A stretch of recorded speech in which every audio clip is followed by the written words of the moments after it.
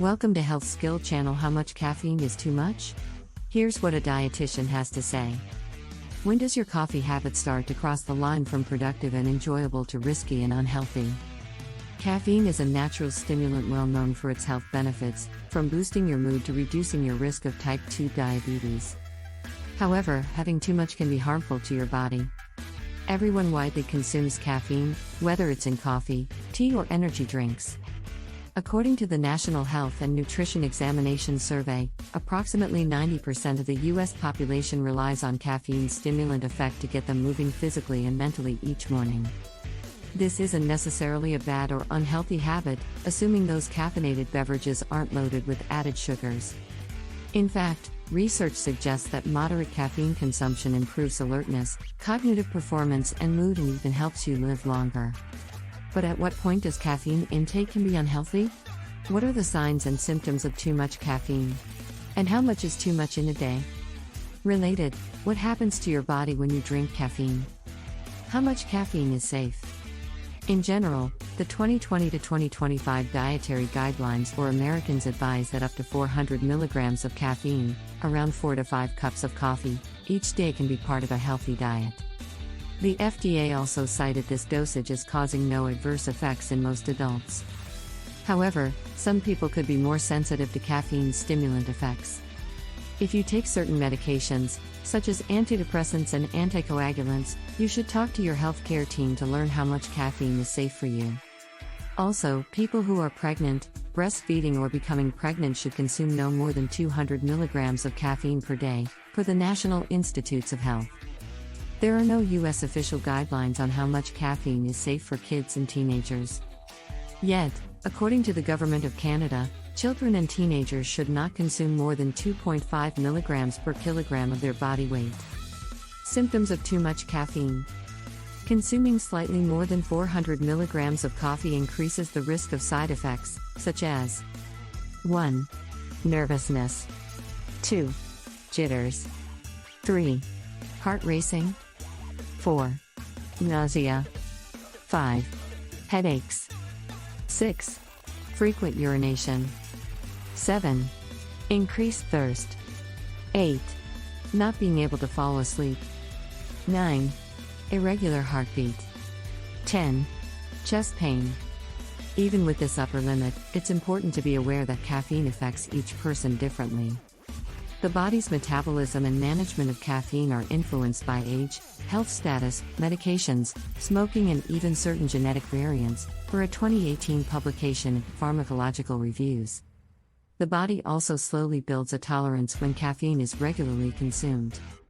This means people who rarely consume caffeine, or consume it in minimal amounts, may be more apt to experience some of the milder symptoms above when they consume 200 to 300 milligrams compared to someone who regularly consumes that amount. How do you keep caffeine on the safe side that boosts mental focus?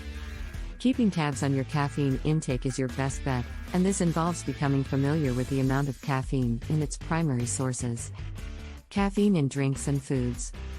Caffeine is found in many popular beverages and foods, such as coffee, tea, soft drinks, and chocolate. Most people's caffeine consumption comes from coffee, tea, and sodas. Chocolate and coffee-inspired desserts contribute a small amount.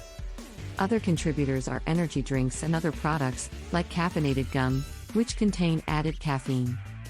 These products can quickly push intake above 400 milligrams and are often associated with those greater health threats. Check out these common caffeine sources. Make sure to note the serving size and adjust the caffeine amount accordingly. Caffeine amounts come from the USDA's Food Data Central. Coffee, coffee drinks, teas, and sodas. 1. Coffee, brewed, 8 ounces, 92 to 110 milligrams. 2.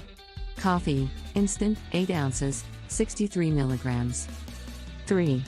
Decaf coffee, 8 ounces, 2 milligrams. 4. Espresso, 2 ounces, 127 milligrams. 5.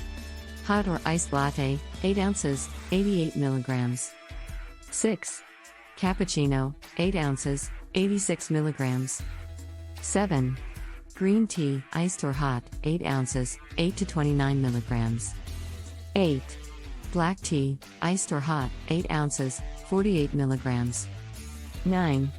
Oolong tea, hot, 8 ounces, 38 milligrams. 10. Herbal teas, hot, 8 ounces, 0 milligrams. 11. Cola, 12 ounces can, 42 milligrams. 12. Diet Cola, 12 ounces can, 43 milligrams. 13. Fruit-flavored soda, 12 ounces can, 54 milligrams. Caffeine amounts in coffee can vary depending on bean type, brewing method, roasting and strength or concentration, per a 2021 article in Foods. They will also vary slightly by brand for tea and soda. Chocolate and other foods and beverages with naturally occurring caffeine. 1. Dark chocolate, 1 ounce, 60 to 80% cacao, 22 to 24 milligrams. 2. Milk chocolate, 1 ounce, 9 to 15 milligrams. 3. Semi-sweet chocolate chips, 1/4 cup, 25 to 28 milligrams. 4. Unsweetened cocoa powder, 2 tablespoons, 8 milligrams.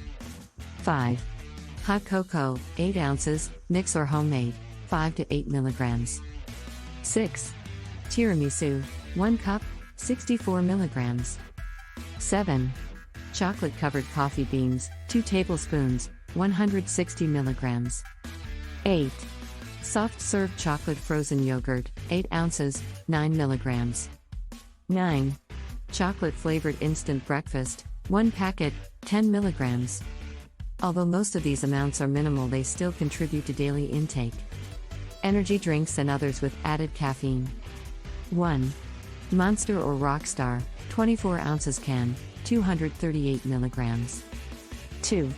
Red Bull, 16 ounces can, 143 milligrams. 3. Mountain Dew Amp, 16 ounces can, 142 milligrams. 4. Celsius, 12 ounces can, 200 milligrams. 5. Celsius Heat, 12 ounces can, 300 milligrams. The caffeine amount stated on the label refers to the added caffeine. Energy drinks will contain more than this value if the beverage also contains ingredients containing caffeine such as guarana, yerba mate, and proprietary blends. The bottom line: caffeine, in adequate amounts, can be part of your healthy, balanced diet. Even more so, natural sources such as coffee, tea, and chocolate can help you reap the health benefits of caffeine. However, your age, health condition, and genetics can affect how you metabolize caffeine. If you experience these side effects when consuming caffeine, lowering your intake can help. If you are unsure of how much caffeine you can consume, your best bet is to talk to your doctor. Thanks for watching this video.